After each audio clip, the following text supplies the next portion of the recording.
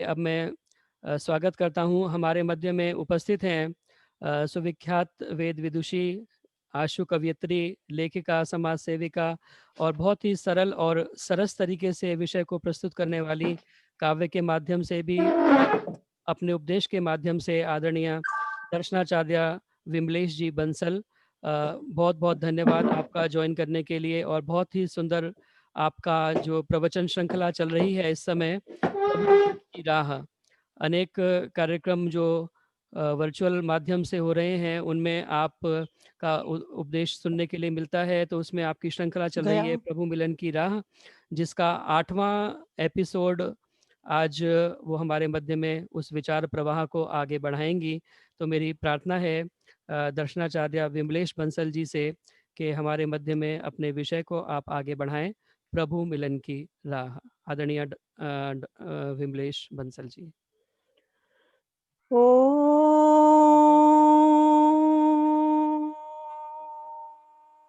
पावकानः सरस्वती बाजेभिर्वाजिनीवती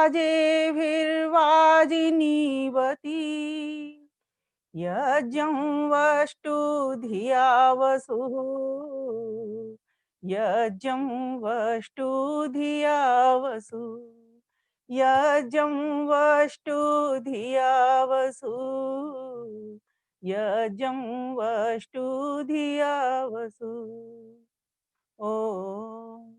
ॐ नमस्ते अस्तु आयते नमो अस्तु परायते नमस्ते प्राणतिष्ठत आसीनायोतते नमः आसीनायोतते नमः।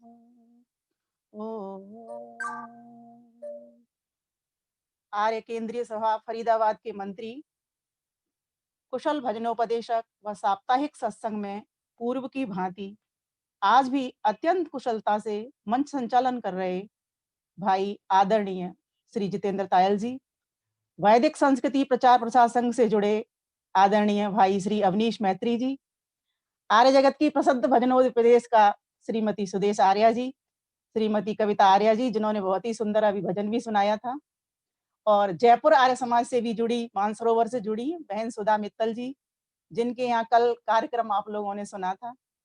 आर्य समाज एटीएस एडवांटेज से जुड़े मेरे भाई श्री देवेंद्र गुप्ता जी, जिन्होंने अभी भजन सुनाया था। वह सभी भाई बहन जिन्होंने भी मधुर प्रेरक भजनों की प्रस्तुति दी है, तथा सभी समाजों, संगठनों और देश विदेशों से जुड़े हुए सभी भाई बहनों को मैं एक साथ सादर नमस्ते कहती हूँ, नमन वंदन अभिनंदन करती हूँ। बहुत ही सुंदर, भव्य, दिव्य और सभ्य कार्यक्रम चल रहा है। वास्तव में भक्ति भजन की ज्ञान गंगा ऐसी चल रही है, लग रहा है कि आज मैं सुनती ही रहूं। चूंकि आदेश है, निवेदन है भाई का, तो बोलना तो बनता है थोड़ा सा, पर मैं अपनी बात साझा कर रही हूँ, बस मात्र इतना सा ही है। तो हमारा, जैसा कि अभी भाई ने बताया हमें कि हमारा भाग चल रहा है, भाग ये 8वें पर हम आ गए हैं। अपने फोन से बात कर ले पापा का फोन थोड़ी देर में। क्षम्यताम, तू दीदी का फोन अपने पास में। क्षम्यताम। तो बात चल रही है यहाँ प्रभु मिलन की राह की।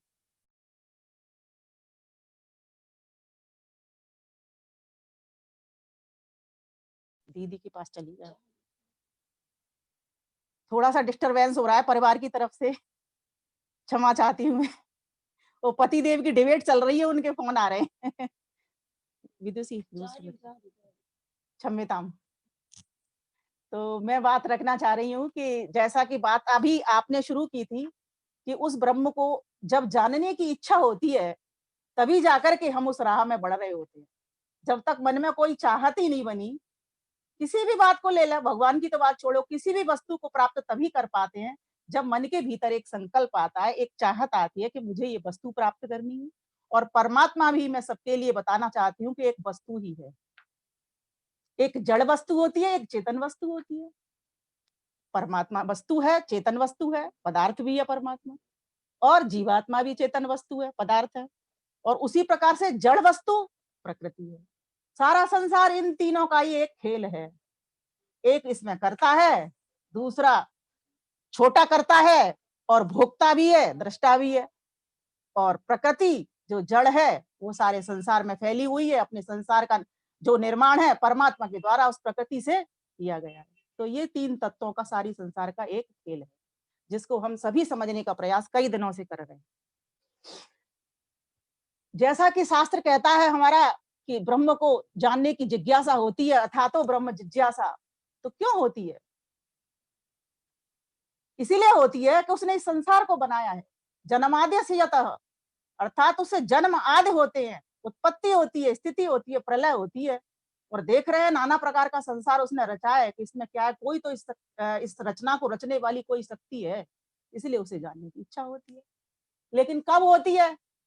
तो कहा कि वैसे तो नहीं होती, खा रहे हैं, पी रहे हैं, रोज मौज कर रहे हैं, सब कुछ कर रहे हैं, कोई ऐसी इच्छा उसकी तरफ जाता ही नहीं, क्योंकि वो दिखाई देने वाली वस्तु है नहीं, अदृश्य सत्ता है। लेकिन काम सब किए जा रही है, क्योंकि ये जीवात्मा के तो वश की बात है नहीं इस संसार को बनाना इतना बड़ा। जीवात्मा की एक सीमा है, लिमिटेशंस हैं कुछ, इसलिए वो ये काम कर रही है। विदुषी फोन आ रहा है। तो जीवात्मा तो करने के काबिल नहीं है, योग्यता नहीं है इतना बड़ा काम करने की, तो जरूर कोई ना कोई बड़ी शक्ति है जिसको कि हम परमात्मा कहते हैं। इसीलिए उसको जानने की इच्छा मन में आती है। तो इतना ज्ञान हमें होना बहुत जरूरी है कि बिना बड़ी शक्ति के, बिना बड़ी चेतन शक्ति के कोई संसार का काम नहीं हो सकता। ये संसार ना बन सकता, ना चल सकता और ना ये बिगड़ सकता। और दूसरी बात, ये जो वेदों का ज्ञान है ये भी हमको प्राप्त नहीं हो सकता।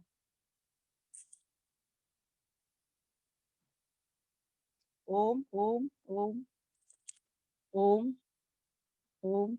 विदुषी बार बार फोन आ रहा है बेटा, ये चैनल वाले इस पे क्यों कर रहे हैं, इसको कुछ कर कन्वर्ट कर दे। तो इसे काट, फिर मुश्किल हो रही है, क्षम्यताम। तो मैं जो कहना चाह रही थी, बात यहाँ चल रही थी कि क्यों उसको जानने की इच्छा होती है, और फिर अगर जानने की इच्छा अगर एक बार मन में आ गई तो उसको कैसे जाने हैं। तो फिर सांख्य दर्शन, हाँ यहाँ पर मैं एक वेदांत का सूत्र बोलूंगी, शास्त्र यौनित्वात्, कि शास्त्र ही उस संसार, उस परमात्मा को जो संसार को बना रहा है उसके बारे में वर्णन करते हैं। तो ऐसे परमात्मा को हमको जानना चाहिए कि जो कि इस संसार का ईक्षण करता है, इस प्रकृति का ईक्षण करता है, कि ये इसमें एक स्वभाव है परिवर्तन वाला, ये बढ़ भी सकती है और ये घट भी सकती है। तो इसे बढ़ा दूंगा, बना दूंगा तो सारे जीवों का कल्याण हो जाएगा, नहीं तो जीव तो बेहोशी की अवस्था में पड़े रहते हैं प्रलय में। और ये सत्ता प्रकाश में आज हमारा विषय चला भी है। आज का वीडियो जो मैंने बना के भेजा है उसमें इसी का ही भजन बना करके एक मैंने भेज दिया है, वो आप देख लेंगे। तो बात यहाँ पर ये चल रही है कि वो जो सत्ता है जिसके कारण हर घर में, हर समाज में, हर परिवार में शांति होती है, उसको अगर जान लिया जाए, उसकी सन्निधि प्राप्त कर ली जाए, तो संसार के सारे दुख खत्म हो जाते हैं। आए हुए दुख फिर सुख में परिवर्तित हो जाते हैं, फिर लगता ही नहीं कहीं पर कोई दुख हो रहा है। तो उसके जानने के लिए क्या करें, कैसे उसको जाने? तो कहती हूं मैं कि सर्वप्रथम हम विद्या और अविद्या दोनों के समीप आ रहे, विद्या को भी जाने और अविद्या को भी जाने। यजुर्वेद के 40वें अध्याय का 14वां मंत्र कहता है, विद्याम अविद्याम च यस्तद वेदो भयम सह, अविद्यया मृत्युम तीर्त्या और विद्या अमृतम अश्नुते। कि अविद्या, अब यहाँ पर ये समझेंगे, कई लोगों को ये भ्रांति होती है, अविद्या यहाँ पर अज्ञान के लिए नहीं कहा गया है, यहाँ पर विद्या की सहचरी अर्थात कर्म के लिए कहा गया है। लोग क्या करते हैं, ज्ञान तो ले लेते हैं, वेद पढ़ लिए, खूब पढ़ लिए, खूब अपने अंदर भी मतलब उसको पूरी तरीके से कंठस्थ कर लिया, चूंकि शुद्ध ज्ञान लेने के बाद शुद्ध कर्म में नहीं उतरते। तो यहाँ पर विद्या को, अविद्या को विद्या का सहचरी बताया गया है कि शुद्ध ज्ञान लेकर के तो आप अमृत को प्राप्त कर सकते हो, लेकिन कब कर सकते हो? तो कह दिया अविद्या मृत्युम तीर्थ्या, कि जब तक तुम शुद्ध कर्म नहीं करोगे तब तक उस मृत्यु से पार नहीं जा सकते। और मृत्यु से पार जाने के लिए तो तुम्हें कर्म करना ही पड़ेगा, शुद्ध ज्ञान लेना पड़ेगा और शुद्ध ज्ञान लेकर के शुद्ध कर्म में उतरना पड़ेगा, तभी जाकर के तुम्हारी शुद्ध उपासना हो सकती है। अब इन 3 चीजों में से व्यक्ति या तो शुद्ध ज्ञान तो ले लेता है, शुद्ध कर्म नहीं करता, और या फिर किसी को शुद्ध ज्ञान ही नहीं होता। तो शुद्ध ज्ञान के लिए तो वेद आदि ग्रंथ है, जैसा कि हम सभी जानते हैं कि जो सत्य ग्रंथ हैं, वेद के अनुकूल ग्रंथ हैं, उन ग्रंथों को हम पढ़ना शुरू कर दें। जो हमारे ब्राह्मण ग्रंथ हैं, दर्शन ग्रंथ हैं, उपनिषद ग्रंथ हैं, इनकी हम समीपता लेवें। ठीक। अब शुद्ध ज्ञान जो हम पढ़ रहे हैं, अगर हम चाहते हैं कि हमारे जीवन में शांति आवे, तो हमें शांत स्वरूप को प्रतिष्ठित करना पड़ेगा। अगर हमें शांति की इच्छा है, तो इच्छाओं को शांत करना पड़ेगा। और कौन सी इच्छाओं को शांत करना पड़ेगा? सांसारिक इच्छाओं को शांत करना पड़ेगा। सांसारिक इच्छाओं का दमन करना पड़ेगा, क्योंकि जितना भी कूड़ा हमने भरा है, ये सांसारिक पदार्थों का भरा है, सांसारिक इच्छाओं का भरा है।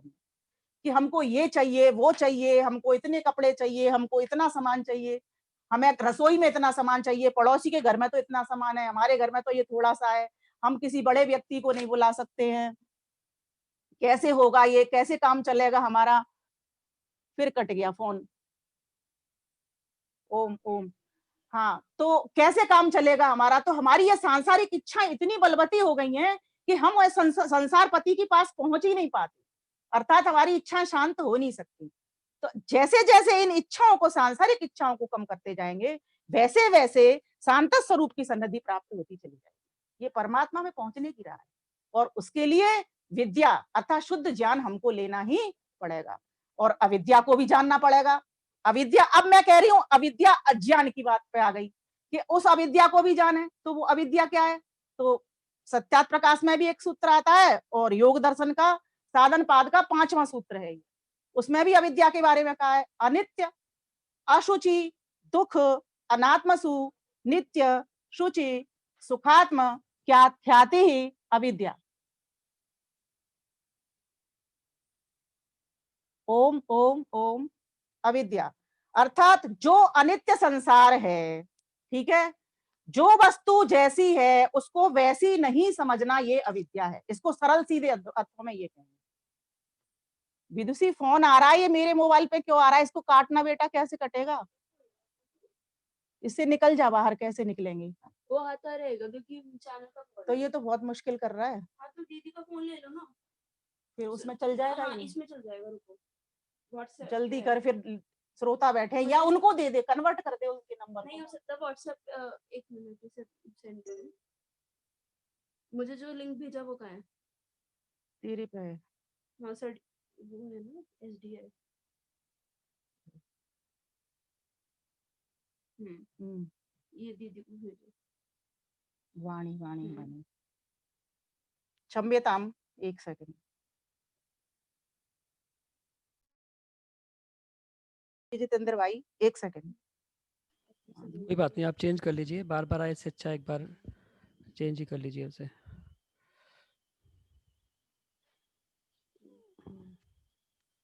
अब इसे निकाल दो। हाँ, वीडियो स्टॉप कर दो।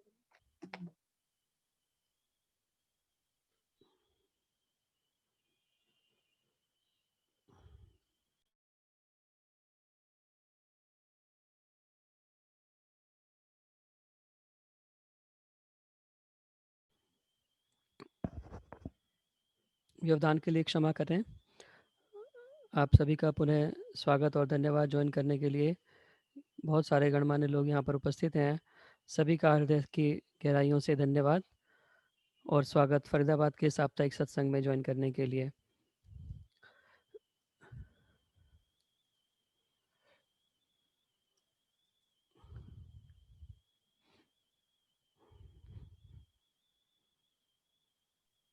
तब तक बोल रही हूँ भैया।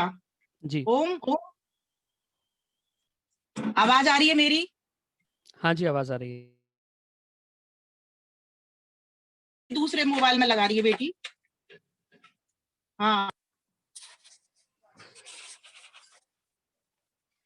ये फिर चल रहा है, ये तो बात ही नहीं बन रही मेरी। तो बहुत काम खराब हो गया।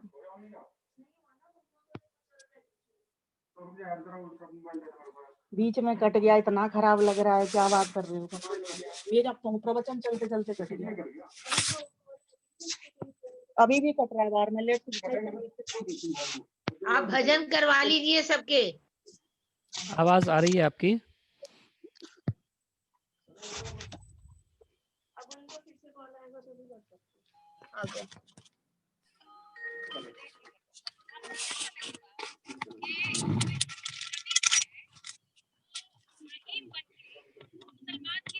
अरे मम्मी के पास कर दी थी मैं।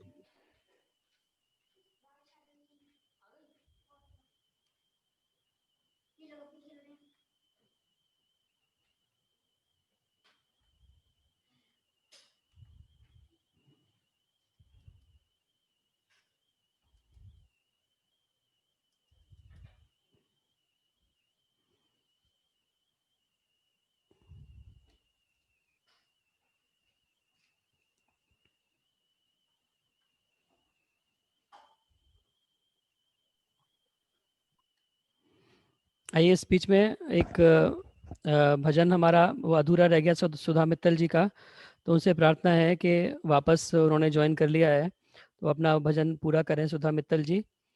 नेटवर्क कनेक्टिविटी की वजह से उनका भजन अधूरा रह गया था। तब तक दर्शनाचार्य विमलेश बंसल जी अपना फ़ोन वापस सेट करेंगी। तो मेरी प्रार्थना है सुधा मित्तल जी से।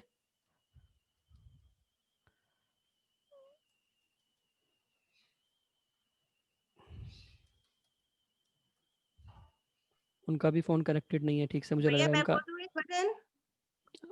हाँ ठीक है, आशा जी आप बोलिए। क्या आ गया भैया? हाँ जी, ओहो, विमलेश बंसल जी भी आ गई हैं। हाँ आशा जी जैसे मैं, हाँ अभी आप रहने दीजिए, फिर इनको हाँ हम जी कोई करते नहीं। हैं। ठीक है। हाँ जी। तो बात चल रही थी हमारी क्या, कि किसको कहते हैं हम अविद्या। पहले इस अविद्या को ही समझ लें थोड़ा सा, कि अविद्या को समझने के लिए जो चीज जैसी है उसको विद्या कहते हैं, जो चीज जैसी नहीं है उसको अविद्या कहते हैं। आवाज आ रही है ना मेरी? आवाज हाँ आ जी, रही है? आवाज आ रही है। हाँ ठीक है। तो इस संसार में जो कुछ अनित्य पदार्थ हैं उनको नित्य समझ लेना। अब अनित्य क्या है? ये सारा संसार ही अनित्य जो दिखाई दे रहा है, ये नित्य नहीं रहता। हाँ, इसके पीछे का जो मूल कारण प्रकृति है वो नित्य रहती है। दूसरी बात, हम क्या करते हैं, इस संसार को ही सब कुछ समझ लेते हैं कि ये हमेशा रहेगा, इसीलिए इससे चिपके रहते हैं और हमेशा स्वार्थ के कामों में करते रहते हैं। दूसरी बात, अशुचि, जो चीज शुद्ध नहीं है और उसको शुद्ध समझ के बैठे हैं। जैसे ये शरीर है हमारा, और इसको शुद्ध समझ लेते हैं, लेकिन शुद्ध कौन है? शुद्ध इसके भीतर बैठी हुई मैं आत्मा हूँ, मैं जीवात्मा हूँ। अब हमने उसको इस शरीर से इतना कनेक्ट कर दिया, इतना मिला दिया है कि हमको इस बात का बोध ही नहीं होता। हम अपने आप को तो अशुद्ध समझने लग जाते हैं, अपनी सत्ता को तो स्वीकार नहीं करते, लेकिन जो संसार की सत्ता है अर्थात शरीर है, इस शरीर को हम शुद्ध समझ लेते हैं। ये अविद्या है, ये हमको छोड़नी पड़ेगी। संसार अनित्य है यह जान करके उसकी नित्य नहीं समझना, उसको कभी भी ये नहीं समझना कि ये हमेशा रहेगा, इस बात को छोड़ना पड़ेगा। तो ये अविद्या हम जब तक नहीं छोड़ देंगे तब तक विद्या की सन्निधि हमको प्राप्त नहीं होगी। तो ये ज्ञान लेने के लिए, परमात्मा को के पास पहुंचने के लिए समझना बहुत जरूरी है। फिर कहा दुख में सुख समझ लेना। अब संसार में कितने प्रकार के दुख हैं, इन सभी दुखों में हम सुख खोजते रहते हैं। न पुत्र से कभी सुख मिलता, थोड़ी देर जब पैदा होता है तब खूब सुख की अनुभूति होती है, खूब गीत गाए जाते हैं, लेकिन वही पुत्र जब बड़ा हो जाता है तब उल्टा सीधा बोलता है, अपशब्द बोलता है, या गले पे छुरी मारता है, या कुछ और भी काम करता है, तो उसी पुत्र से दुख मिल जाता है। या फिर वो उस पुत्र से जब वियोग हो जाता है तो वो पूरा पूरा दुख पकड़ा चला जाता है। उसी तरीके से सारे संबंधों में समझ लेना, ये सारा संसार है ना जो दिखाई दे रहा है, चाहे पुत्र हो, पत्नी हो, पति हो, ये सभी संसार के जितने भी रिश्ते नाते बने हुए हैं, ये आज हैं कल नहीं रहेंगे, ये हम सभी जानते हैं। तो इस जानकारी को अपने भीतर प्रतिष्ठित कर लेना, अर्थात इस अनित्य वस्तुओं को जो जा रही हैं बार बार, हमेशा नहीं रहने वाली हैं, ठीक है, इनको अनित्य समझ लेना, ये विद्या है। और अगर इनको नित्य समझकर इसमें पड़े रहे तो फिर हम अविद्या में ही पड़े रहेंगे, फिर हमारा कभी भी इस संसार से मोक्ष नहीं होगा, अर्थात मुक्त हम संसार से कभी भी नहीं होंगे। तो इस प्रकार से जो सुख है, जो अनात्म है, अर्थात जो जड़ वस्तु है उनको चेतन समझ लेते हैं, और जो चेतन वस्तु है उनको जड़ समझ लेते हैं। जैसे परमात्मा और जीवात्मा दोनों चेतन हैं, लेकिन संसार कैसा है? ये संसार जड़ प्रकृति से बना हुआ है, ये हमको पता होना चाहिए। तो इस प्रकार से अविद्या क्या है? जो वस्तु जैसी नहीं है उसको हम वैसी समझ रहे हैं, ये अविद्या है। तो इस अविद्या को हमें हटाना होगा। दूसरी बात, अस्मिता, ये 5 क्लेश है, इनको जब तक दग्ध बीज नहीं करेंगे तब तक परमात्मा की राह हमें मिल ही नहीं सकती। हमने अपने बुद्धि के हिसाब से इस आत्मा को समझ रखा है, बुद्धि और आत्मा को एक कर दिया है, जबकि आत्मा बिल्कुल अलग है और बुद्धि अलग है। बुद्धि किससे बनी है? जड़ संसार, जड़ प्रकृति से बनी हुई है। तो ये बुद्धि तो एक साधन है, और जीवात्मा साधक है, और परमात्मा साध्य है। तो ये जो जीवात्मा है वो साधक है, वो परमात्मा को प्राप्त करने के लिए संसार में आया है, इस मनुष्य की गाड़ी में आया है। ये मनुष्य की गाड़ी परमात्मा ने दी ही इसीलिए है कि इस गाड़ी में बैठ करके जो सुख दुख तुम्हारे पुण्य पाप के फल हैं उनको भोगो, और इनसे छुट्टी पाने के लिए मेरे पास पहुंचो, बस इतनी सी बात है। लेकिन पहुंचने में परेशानी कहाँ आती है? पहुंचने में परेशानी ये आती है कि व्यक्ति को विद्या नहीं होती है, वो इस अविद्या में फंस जाता है कि जो साधन है उनको साध्य समझ लेता है। जैसे कोठी है, गाड़ी है, ठीक है, और दुकान है, घर है या वस्तुएं हैं संसार की, इन सबको वो ये इस तरह से पूजता है, इस तरीके से उनको सुरक्षित चाहता है, हमेशा चाहता है कि यही हमेशा मेरे साथ रहेंगे। इसीलिए वो संसार पति को भूला होता है। वो ये भूल जाता है कि मैं मालिक नहीं हूँ इस संसार का, मैं तो प्रयोग करता हूँ। ये जितनी भी वस्तुएं मिली हैं मुझे प्रयोग करने के लिए मिली हैं, और प्रयोग करना, कैसा प्रयोग करना है मुझको, इनको संरक्षण संवर्धन तो करना है इनका कभी दोहन नहीं करना, इनके साथ न्याय युक्त व्यवहार करना है सभी चीजों के साथ, चाहे वो जड़ हो चाहे वो चेतन जीवात्मा हो, सभी के साथ अच्छा व्यवहार करना है। महर्षि दयानंद सरस्वती कहते हैं सभी के साथ है यथा योग्य प्रेम युक्त सत्य पूर्वक व्यवहार करना चाहिए। ऐसा व्यवहार मानो, और ऐसा ही जड़ वस्तुओं के साथ भी करना चाहिए। प्रकृति की जितनी संपदा है वो सभी को संरक्षण संवर्धन के भाव से रखना चाहिए, किसी का भी दोहन शोषण कभी नहीं करना चाहिए। तो इस प्रकार का जो व्यक्ति अपना व्यवहार बनाते बनाते उस परमात्मा की सन्निधि अर्थात उस परमात्मा की वेदवाणी विद्या के समीप बैठ जाता है, वो व्यक्ति परमात्मा की राह में बढ़ रहा होता है।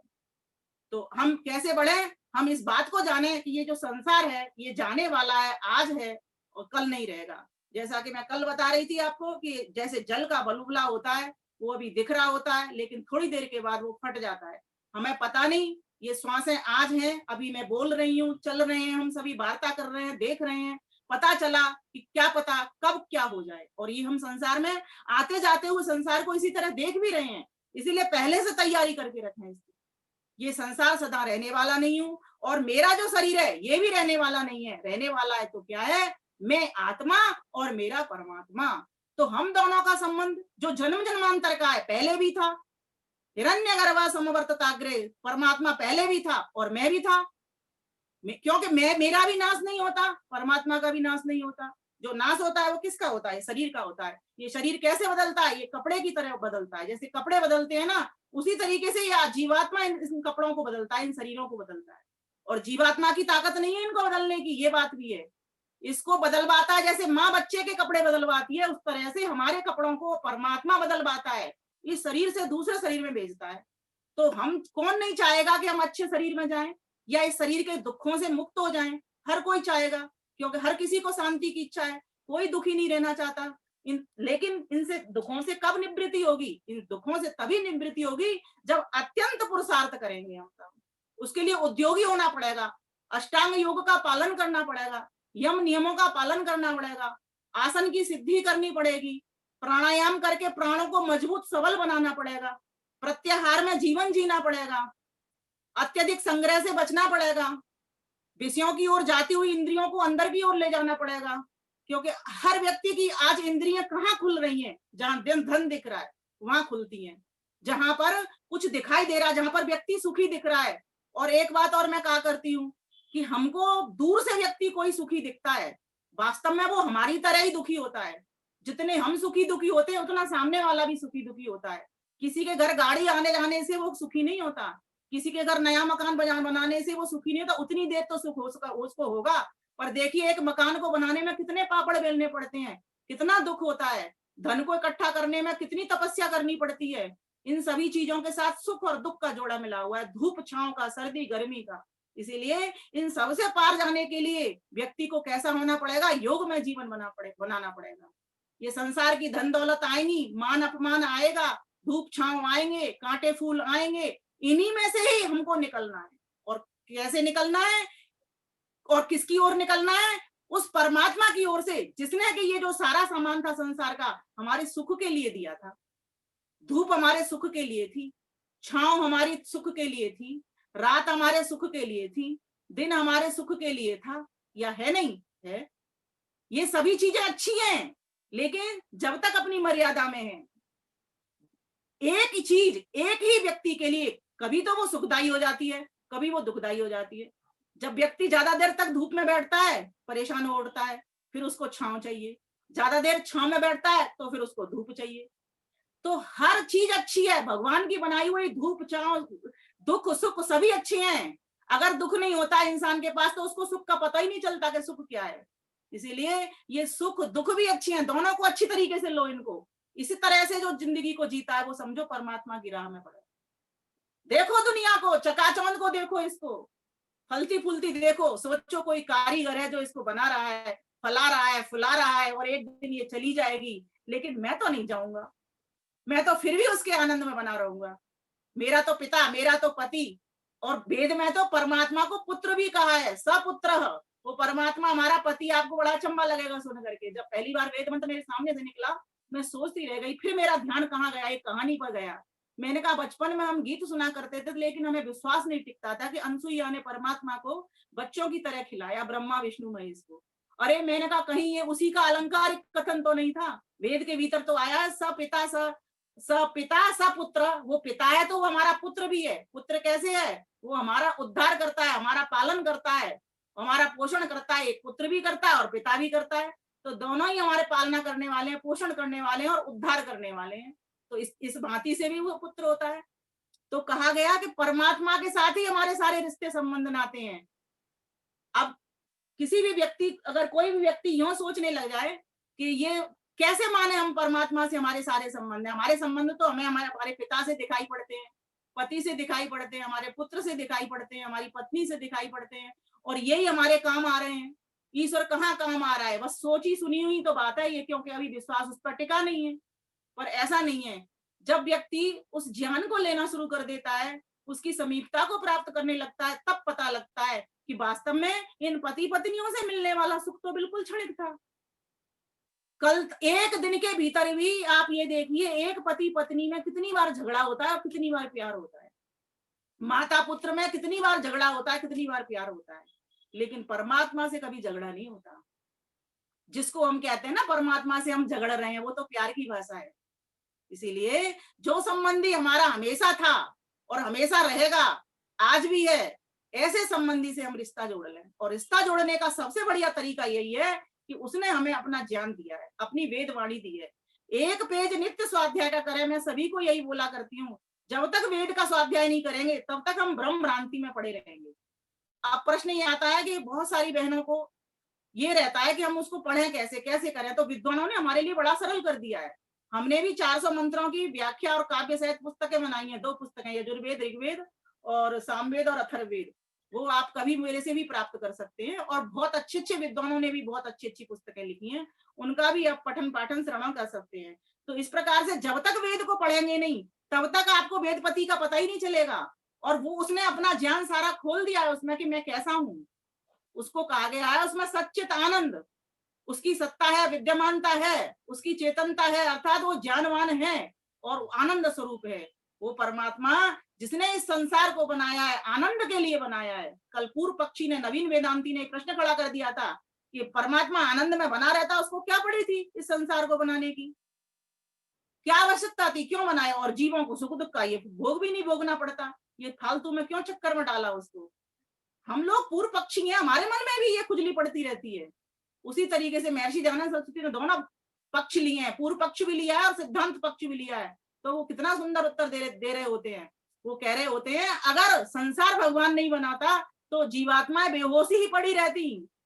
सुख दुख का न तो मुक्ति का ऋणों से मुक्त होता वो जीवात्मा, और न वो अपवर्ग की ओर बढ़ता, मोक्ष की ओर बढ़ता।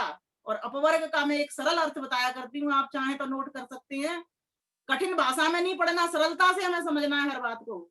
अ माने नहीं, प वर्ग माने पवर्ग, प, फ, ब, भ और म। प कहते हैं पाप पुण्य को, जहाँ पाप पुण्य का काम नहीं, अर्थात सकाम कर्म नहीं। फ जहाँ फल की कामना नहीं।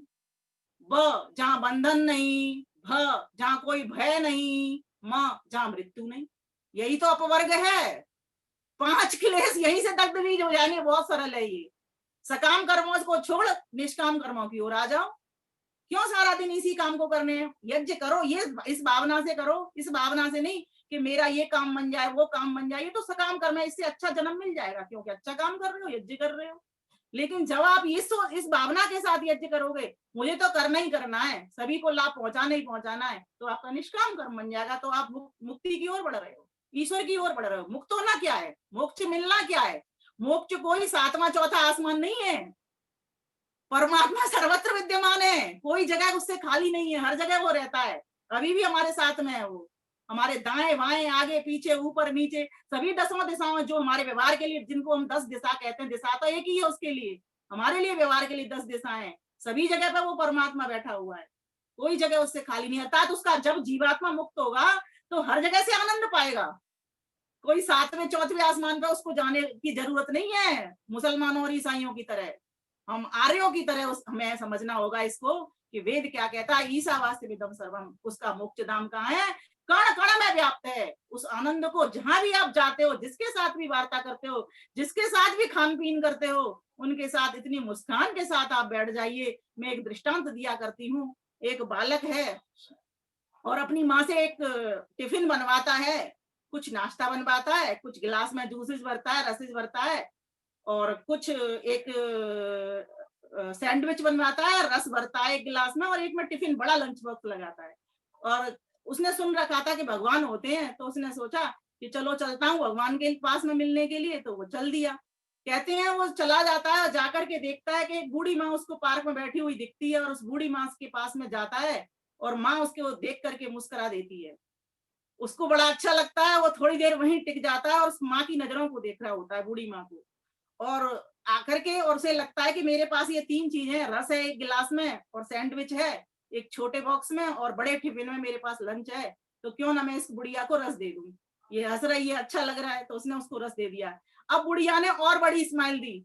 अब तो वो इतना खुश हो गया कि उसको लगा कि ये तो बड़ी अच्छी है। अब माता तो वही टिक गया, फिर बार बार उसको देखता रहा, लेकिन बुढ़िया एकदम मुस्कुराती रही इसी तरीके से। फिर उसने सोचा कि क्यों ना, ये हो सकता है मैं ये सामान देता जा रहा हूँ तो इसकी मुस्कान बढ़ती चली जा रही है, तो क्यों नहीं मैं अपना सैंडविच भी दे दूं। उसने उसको सैंडविच भी दे दिया।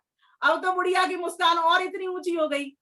फिर उसके बाद कहते हैं उसने उसको अपना टिफिन भी दे दिया, क्योंकि अब वो मुस्कान में खोए चला जा रहा है। वो देखना चाह रहा है कि आखिर है तो ये है क्या, ये जरूर कोई ऐसी शक्ति है जो इतना मुस्कुरा रही है और मुझे आनंद दिला रही है। तो वो व्यक्ति, वो बच्चा क्या करता है, फिर उसको अपना पूरा टिफिन पकड़ा देता है, और वो माँ उसको अपनी गोद में इस तरह से भर लेती है। अब आप ये बताइए, ऐसी भावना के साथ इस संसार में जिस व्यक्ति को रहना आ जाता है, सिर्फ मुस्कान देनी है, मुस्कान लेनी है, कुछ नहीं करना, इसमें 1 पैसे का खर्चा नहीं है।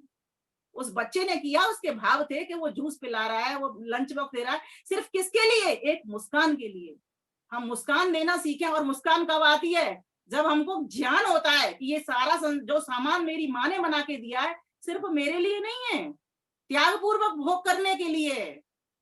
अगर हम खिला करके नहीं खाएंगे, पिला करके नहीं पिएंगे, पहना करके नहीं पहनेंगे, तो फिर मेरा जीवन ये मनुष्य के में आना व्यर्थ है। बाकी तो सभी पशु पक्षी अपने अपने बच्चों के लिए कर ही रहे हैं, तो पशु पक्षी से बदतर हमारी हालत हो जाएगी फिर तो, मनुष्य होते हुए भी, अगर हम इस तरह से अपना व्यवहार नहीं कर रहे।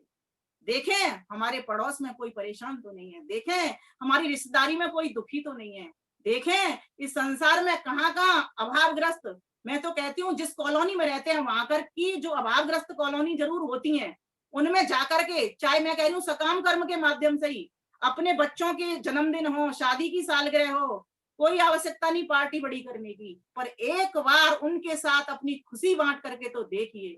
हमने ये चलाया हुआ है प्रोग्राम कि अपने बच्चे का कभी जन्मदिन हो या कुछ हो, या फिर कई बार ऐसे मूड में आ जाती है बात, तो हम चल देते हैं। जैसे घर के लिए पिता मिठाई लाता है ना, तो हम सोचते हैं आज चलो 5 किलो हम डब्बे ले लेते हैं और चलते हैं, चलो उधर चलते हैं। और मेरे बच्चों को तो इतना शौक है, कई बार जैसे सीजन चेंज होता है ना, तो कहते हैं चलो पापा चलो आज तो हम आइसक्रीम लेकर के चलते हैं। तो इस प्रकार से देखो, हम दे नहीं रहे, देने वाला तो दाता है, और सामान उसका आइसक्रीम बनाने वाले ने बनाई, ठीक है, विक्रेता बेच रहा है उसको। हमने क्या किया, हमने सिर्फ एक खुशी पाने के लिए उसको हाथ आगे बढ़ाया, निमित्त बने। तो परमात्मा की राह में ध्यान देना, शुद्ध ज्ञान के साथ शुद्ध कर्म करना बहुत जरूरी है। और मैं जिस शुद्ध कर्म की बात कर रही हूँ, ये इतनी छोटी छोटी सी बात है जिनको हम नेगलेक्ट कर देते हैं, नजरअंदाज कर देते हैं अपने यहाँ से। नहीं, कभी भी पंडित बनने से परमात्मा नहीं मिलेगा, कभी प्रवचन करने से परमात्मा नहीं मिलेगा, बहुत सुनने से भी परमात्मा नहीं मिलेगा। परमात्मा मिलेगा हमारे जीवन का अंग अंग, हमारे उस परमात्मा की मुस्कान को, उस परमात्मा के आनंद को हर वस्तु के भीतर, हर व्यक्ति के भीतर अनुभव करें, तब जाकर के वो परमात्मा मिलेगा। तो हम इस ज्ञान को तत्व ज्ञान में बदलने वाले हों कि ये जो संसार है, संसार की वस्तु है, मेरी नहीं है, इसका मालिक वो परम पिता परमेश्वर है। मैं तो किराएदार की भांति हूँ, आज हूँ कल नहीं होगा। लेकिन मैंने एक चीज देखी है, जब हम किराएदार की तरह किसी मकान में रहते हैं तो हमें कोई चिंता नहीं होती। नहीं, बस इतना ही बदलना है हमको। हम किराएदार की भांति तो आए हैं, लेकिन इस मकान को जैसी चदरिया है वैसे ही दर्दीनी है। इसको कबीरदास जी कहते हैं। इसको खराब करके नहीं छोड़ना इस संसार को, इसको सुंदर सजा करके इसमें से जाना है, जिससे उस सजावट को देख करके नए नए पक्षी आए, नए नए और लोग आए और देखें, देखो कितना सुंदर उद्यान खिल रहा है, देखो आर्य समाज का ऋषि दयानंद का उद्यान कितना सुंदर खिल रहा है, देखो उस महापुरुष का उद्यान कितना खिल रहा है। इस प्रकार की भावना आए तो हम जब जाएं इस संसार से, लोग हमारे जाने पर रोएं। तो इस प्रकार की हमारा जीवन जब बन जाता है तो फिर हम परमात्मा की राह में कदम बढ़ा रहे होते हैं। तो इस प्रकार से अपनी बात को आगे ले जाती हुई मैं कहूंगी कि ये विवेक होना बहुत जरूरी है और इस विवेक को वैराग्य में लाना बहुत जरूरी है। कई लोग वैराग्य की परिभाषा दूसरे ढंग से किया करते हैं, मैं इसको सरल तरीके से कहा करती हूँ, जो तुमने जाना है उसको आचरण में ले आइए, ये वैराग्य है।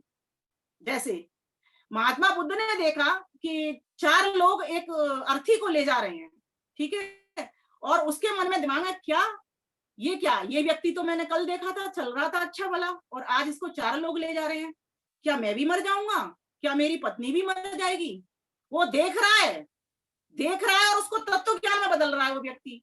सोचो, वो महात्मा बुद्ध बन गए थे। इस प्रकार से हम भी महात्मा बुद्ध बन गए। महर्षि दयानंद सरस्वती ने क्या देखा था, वो तो पिता के संग गए थे, और हम भी रोज शिवरात्रि मनाते हैं, हम भी जाते हैं डेली। आप और हम जाते ही तो हैं मंदिरों में, क्या लेके आते हैं वहां से, कितना चिंतन हमारा होता है, हम रोज देखते हैं। लेकिन उसने देखा कि कोई सच्चा ईश्वर तो है, ये नहीं हो सकता, इतना सा नहीं हो सकता, इतना सीमित नहीं हो सकता, वो तो बड़ी सत्ता है, कोई बृहद सत्ता है जिसके भीतर सारा अंतरिक्ष आ जाता है, दिवलोक आ जाता है, पृथ्वी लोक आ जाता है, और ऐसा एक सौर परिवार नहीं, अनेकानेक सौर परिवार आ जाती हैं, और अनेकानेक सौर परिवार नहीं, अनेकानेक आकाश गंगा आ जाती हैं, इतना विशाल ब्रह्मांड। और यहीं तक सीमित नहीं है, यस्य भूमि प्रमा अंतरिक्षम उतोदरम, उसके उदर में तो सिर्फ एक अंतरिक्ष है, समझो। उसको अगर समझना चाहते हो तो इस अलंकारिक शैली से समझो, वेद क्या कहता है कि वो परमात्मा सिर्फ यहाँ तक भी नहीं है, त्रिपादस्य अमृतम, उसके 3 पाद तो इस संसार से अलग, जो विशाल ब्रह्मांड की बात कर रही हूँ, इससे भी अलग उसके भरे हुए आनंद से पड़े हुए हैं। तो जो व्यक्ति उसकी साधना में पहुंचना चाहता है, उस शांति की इच्छा जिसको है, वो इच्छाओं को, सांसारिक इच्छाओं को तो शांत करे, और परमात्मा की जितनी भी इच्छाएं हैं उनको बढ़ा ले, बस इतना करना है। इधर से निकले उधर चले गए, रास्ता बदलना है, कुछ नहीं करना, दोनों रास्ते हमारे हैं, श्रेय मार्ग भी हमारा, प्रेय मार्ग भी। बस कितना चलना है प्रेय मार्ग पे, जहां पर हमें हमारी भूख मिट जाती है वहां तक चलना है। जहां से हमारी भूख परमात्मा की ओर बढ़ना शुरू कर दे, वहां की ओर हमें बस बढ़ते चलना है। प्रेय मार्ग पर बढ़ना नहीं है, प्रेय मार्ग का भोजन करना है, मना नहीं है, लेकिन बस उतना ही भोजन करना है, उसके आगे वहां तक नहीं बढ़ना, संसार में उतना आगे कदम नहीं बढ़ाना। बाजार से निकला हूं, खरीदार नहीं हूं, देख रहा हूं संसार को, नित्य नई चीजें आ रही हैं, मेला लगा हुआ है पूरा, देखो खूब देखो, देखने की मना नहीं है, लेकिन उस देखने में देखो तो सही कि ये किसके कारण ये सारी रचना रच रही है। कोई देखने वाला तो इसके भीतर बैठा है जो मुझे देख रहा है कि मैं इस मनुष्य की गाड़ी में क्यों आया था। तो इस प्रकार से जब मेरा जीवन बन जाता है तो मैं परमात्मा की राह में अपना कदम बढ़ा रहा हूं। आगे कहा, और भगवान को कोई कंगला व्यक्ति नहीं चाहिए, उसको कौन चाहिए, उसको चाहिए धनवान व्यक्ति। अब आप कहोगे परमात्मा के पास तो धन की कोई कमी नहीं, वो तो भरा रहता है, कोई धनी कितना भी उससे धन ले ले, उसको क्यों चाहिए। तो कहा कि उसको गुणों का धनी चाहिए, षडक संपत्ति चाहिए। ये हमको हमारे शास्त्रों ने बताया है, महर्षि दयानंद चुन चुन करके लाए हैं, सत्ता प्रकाश में इसका वर्णन आया है। हमारे मन में, हमारा जो अंतर, हमारी आत्मा है, उसके भीतर शांति होनी चाहिए। मिल गया ठीक है, कोई बात नहीं, मेरे बड़े भाई को मिल जाएगा, मेरी बड़ी बहन को मिल जाएगा, मेरी छोटे भाई को मिल जाएगा, छोटी बहन को मिल जाएगा। मन पर इन तक थोड़ा सा मन के ऊपर नियंत्रण करना है। दूसरी बात, दम, इंद्रियों का निग्रह बहुत आवश्यक है। इंद्रियां बहुत जल्दी जल्दी भाग जाती हैं, जहां पर पिक्चर चल रही हो, जहां पर जुआ ताश खेल रहा हो, जहां पर बीड़ी सिगरेट पान हो रहा हो, जहां मांस मदरा खबरा हो, जहां नृत्य गाने हो रहे हो, वहां पहुंच जाती है। ये पैर चल पड़ते हैं, रोको इनको, थोड़ा थोड़ा रोको, बढ़ाओ। बोले तू तो मनुष्य है, तू पशु तो नहीं है, तेरा यहाँ कल्याण नहीं है, इसको समझाओ, दम करो, दमन करो, थोड़ा थोड़ा थोड़ा। तो थोड़ा थोड़ा करने से एक दिन आपका जो रुख है और मुख है वो उस परमात्मा की ओर मुड़ना शुरू कर देगा। ये परमात्मा की राह, श्रम दम उपरति, ऐसे लोगों का संग मत करो जो दुष्ट हैं, जो दुर्जन हैं, ऐसी दुर्व्यसनी, दुखी, दुर्गुण जिनके भीतर भरे पड़े हैं, बुरे लोग हैं, अपशब्द बोलते हैं, गालियां बोलते हैं, ऐसे लोगों का संग मत करो, उनसे उपराम दूर हो जाओ। तितिक्षा, जीवन को ऐसा कर लो, कोई मुझे फूल दे तो भी खुश, कोई मुझे कांटों का हार पहनाए तो भी मैं खुश। महर्षि दयानंद को कितने कांटे पड़े थे, कितने जहर पिलाए गए थे, हंस हंस करके पी गए। क्यों? क्योंकि उनको पता था संसार की बुद्धि ऐसी है, इसने तो यही करना है। क्योंकि लोगों को तो पता नहीं कि हमें मनुष्य के जीवन में आए हैं, उनको उतना विवेक नहीं है, और अविवेकी बुद्धि तो कुछ भी करती है, तो ये लोग तो करेंगे। लेकिन मैं तो विवेक ले रहा हूं, मैं तो इस संसार के पौधे, मैं तो माली बन करके इसमें पौधा लगाने आया हूँ, आर्य उद्यान को बनाने के लिए आया हूँ, तो ये सब कुछ होंगे, मेरे कपड़े भी गंदे होंगे, मेरे हाथ भी गंदे होंगे, सब कुछ होंगे, मैं सबको सहन करूंगा।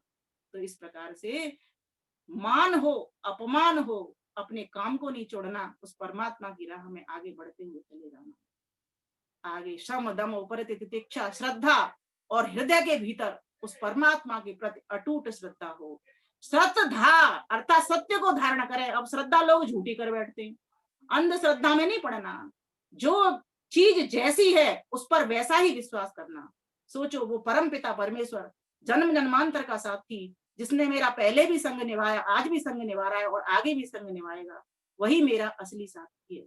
ये सांसारिक रिश्ते नाते तो आज हैं, कल नहीं रहेंगे।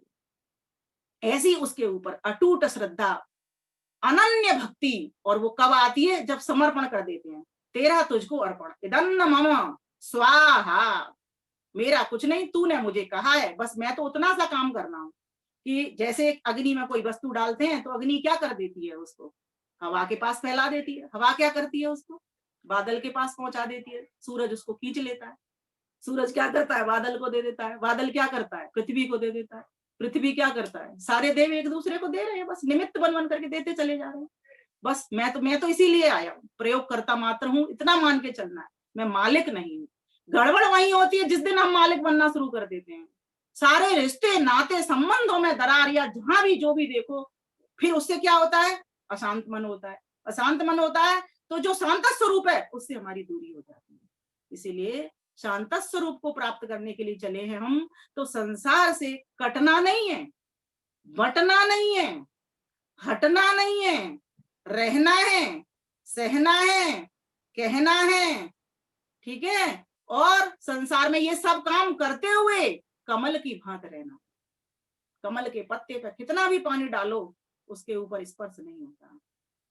कोई चार लोग कहेंगे अच्छा कहेंगे, चार लोग बुरा भी कहेंगे, चार लोग ये भी सुन करके कहेंगे कि इन्होंने बढ़िया कहा, चार लोग बुराई भी करेंगे, और चार लोग ईर्ष्या में भी जलेंगे। ध्यान देना, ये संसार की बुद्धि है, इसीलिए बुरा मत मानो। मैं तो इस जगह पे कहा करती हूँ, महात्मा गांधी के 3 बंदर बनना शुरू कर लो। बुरा मत सुनो, बुरा मत देखो, बुरा मत बोलो। अब ये बंदर तो ये हमारे ही थे, उनको तो नाम लग गया। ये बंदर तो हमारे शास्त्रों ने ही दिए थे। अपरिग्रही बनो, व्यर्थ का चिंतन मत करो, अशुभ चिंतन मत करो, अहितकर चिंतन मत करो, शुभ चिंतन करो, हितकर चिंतन करो, हितकर बोलो, शुभकर सोचो, है ना। और जो संभव बातें हो उन्हीं का लक्ष्य संकल्प साधो मन के भीतर। तो इस प्रकार से ये बंदर तो हमारे शास्त्रों के ऋषि मुनियों के बनाए हुए हैं। ये बातें अच्छी अच्छी बातें, लेकिन ये कब समझ में आती हैं? जब समझ में आती है जब पढ़ने के साथ साथ इनको गुनना शुरू करते हैं, इनका मनन करते हैं। इसीलिए शास्त्र ने 4 बातें कही, श्रवण, मनन, निदिध्यासन और साक्षात्कार। पहले खूब सुनो, मनन, सुने हुए पे विचार करो, आपने जो सुना है उसको सुनो, सुन करके विचार करो उस पर। विचार करने के बाद श्रवण, मनन, निदिध्यासन, थोड़ा सा ध्यान से उस बात को देखने का, समझने का, सोचने का मन भी बनाओ। उसके बाद में साक्षात्कार, उसको प्रत्यक्ष भी करो कि जो उसने बात कही थी क्या ये वही बात है, ये बात ठीक है। जो व्यक्ति इस विवेक के साथ में वैरागी होकर के, अर्थात प्रवचन को आचमन में ले आता है, वैराग्य का अर्थ सीधा सीधा आचमन है। जो महात्मा बुद्ध ने देखा उसको लेकर के आए जीवन में, घर बार छोड़ दिया। अब तुम घर बार मत छोड़ देना, घर में रह करके मन से घर को नहीं, मन में घर को नहीं रखना। घर में तो रहना है लेकिन मन में घर को नहीं रखना। सारा दिन वही खाने पीने में, रात की, सुबह की, दिन की, पूरा समय एक ही चिंता चलती रहती है। थोड़ा सा चिंतन करो बहुत नहीं, जितना जरूरत है उतना खाओ पियो और मस्त रहो। और अब मैं अपनी बात की ओर आती हूँ। तो गीत सुनने के लिए भाई बहन बैठे हुए हैं। मुझे लग रहा है समय मेरा कितना हो गया भाई, और आगे बढ़ाऊं इसको या गीत शुरू कर दूं? नहीं, गीत का समय केवल। आगे बात। क्योंकि मेरे पास अब दूसरा मोबाइल नहीं है तो मैं देख नहीं पा रही क्या हुआ। हाँ, तो मैं ये बताना चाह रही थी कि परमात्मा का ही एक सच्चा सहारा है, बाकी ये सहारे तो सारे मिथ्या हैं, आज हैं कल नहीं होंगे। इसी के ऊपर गीत बोलती हूँ। सब छोड़ कर सहारे प्रभु का तुले सहारा, प्रभु के सिवा जगत में कोई नहीं हमारा। सब छोड़ कर सहारे प्रभु का तुले सहारा, प्रभु के सिवा जगत में कोई नहीं हमारा। दुनिया की चीज फानी मत इनसे नेह लगा तू, कर इस्तेमाल बेशक पर मन को ना फंसा तू। कर तन से जग के धंधे, कर तन से जग के धंधे और मन को रख नियारा, प्रभु के सिवा जगत में कोई नहीं हमारा। सब छोड़ कर सहारे प्रभु का तुले सहारा, प्रभु के सिवा जगत में कोई नहीं हमारा।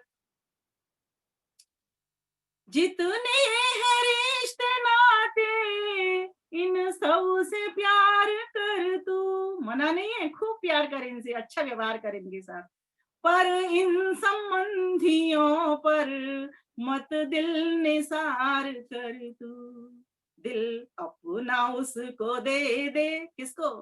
दिल अपना उसको दे दे जिसका है ये पसारा, प्रभु के सिवा जगत में कोई नहीं हमारा।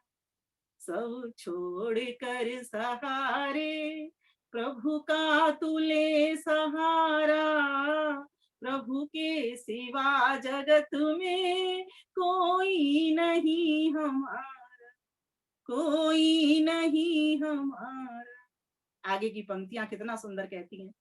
इस तेरी जिंदगी का कुछ भी नहीं भरोसा, ना जाने किस समय ये दे जाए तुझको धोखा। चंद श्वासों पे टिका है मिट्टी का ये मुनारा, प्रभु के सिवा जगत में कोई नहीं हमारा। सब छोड़ कर सहारे प्रभु का तुले सहारा, प्रभु के सिवा जगत में कोई नहीं हमारा। आगे बस अंतिम कड़ी की ओर। कर देगा पार भव से, कर उसके तू हवाले, इस जिंदगी की नैया कर देगा पार भव से, नैया का वो खिवैया। बन जा प्रभु का सेवक, चमके तेरा सितारा, प्रभु के सिवा जगत में कोई नहीं हमारा। सब छोड़ कर सहारे प्रभु का तुले सहारा, प्रभु के सिवा जगत में कोई नहीं हमारा, कोई नहीं हमारा, कोई नहीं हमारा। तो एक ही वही रिश्तेदार है जो हमेशा हमारे साथ रहने वाला है, जो पहले भी था, आज भी है और आगे भी रहेगा। उस परमात्मा की लौ लगाएं। और जो व्यक्ति परमात्मा का भक्त बन जाता है वो, ध्यान देना, मातृ पितृ भक्त भी होता है। वो राष्ट्र भक्त भी होता है, वो समाज भक्त भी होता है, और परस्पर पति पत्नी भक्त भी होता है, और सभी से संबंध उसके सुंदर बन जाते हैं, क्योंकि एक ऐसा संबंधी हमारे साथ आ गया है, वो हमको हर वक्त हर मोड़ पर हमको प्रेरणा कर रहा है कि तू इसके साथ कैसा बर्ताव कर। तो आइए हम सभी सुंदर बने, कुशल बने, ज्ञानी बने, वीर बने, धीर बने, विवेकी बने, वैरागी बने, जिससे इस संसार में आना हमारा साथ। इन्हीं शब्दों के साथ मैं अपनी वाणी को विराम देती हूँ और आप सभी का धैर्य पूर्वक और ध्यान पूर्वक सुनने का धन्यवाद करती हूँ। और जो मेरे से भूलें हुई, बार बार माइक की आई कभी गई, ये मेरी पारिवारिक थोड़ी सी बीच में स्थिति बिगड़ी, लेकिन परमात्मा ने मेरे ऊपर आशीर्वाद का हाथ रखा, बात संभल गई। सभी आपको बहुत बहुत धन्यवाद। बहुत बहुत बढ़िया जी, बहुत बढ़िया। बहुत बहुत धन्यवाद दर्शनाचार्य विमलेश बंसल जी का। बहुत सुंदर चर्चा, प्रभु मिलन की राह से संबंधित जो व्याख्यान माला उनकी चल रही है, उसी की कड़ी आपने प्रस्तुत की और बहुत सारी बातों के ऊपर प्रकाश डाला। अविद्या के बारे में बताया, नित्य अशुचि दुख अनात्मसु, नित्य शुचि सुख आत्मख्याति अविद्या की चर्चा की, और बहुत सारे सूत्रों के माध्यम से यह बताने का प्रयास किया कि हम अपने जीवन में किस प्रकार उस परमपिता परमात्मा के मार्ग पर आगे बढ़ें, कुछ गरीबों को देना सीखें, कुछ मुस्कुराहटें बांटना सीखें, तब हमें कुछ प्राप्त होगा। और बहुत सुंदर गीत अंत में उन्होंने उस पूरे जो भी विचार माला थी उसको समेटते हुए बहुत सुंदर गीत सुनाया। किस संग कीजिए मित्रता, सब जग चालनहार, निश्चल केवल है प्रभु, उसी से करिए प्यार। उस परम पिता परमात्मा को हम अपना सहारा बनाएं। सहारे सहारे संसार के छूट जाते हैं, कहते हैं ना वो गीत है एक, सहारे छूट जाते हैं सहारों का भरोसा क्या, उलझ मत दिल बहारों में बहारों का भरोसा क्या। तो ये सारे सहारे जो है वो अस्थाई हैं, वो छूट जाते हैं, कहीं ना कहीं हमारा साथ छोड़ देते हैं, लेकिन एक परमपिता परमात्मा ऐसा है जो हमेशा हमारे साथ रहता है, हमारे अंग संग रहता है, कभी हमारा साथ छोड़ता नहीं है। दूणाशम सख्यम तव गौरसी वीर गव्यते, अश्वो अश्वायते भव, कहते हैं उसका जो संग है वो दूणाशम है, नष्ट होने वाला नहीं है। ऐसे परमपिता परमात्मा का हम संग लें, साथ लें। तो बहुत सुंदर चर्चा उन्होंने की। बहुत बहुत धन्यवाद हमारे इस कार्यक्रम के साथ जुड़ने के लिए।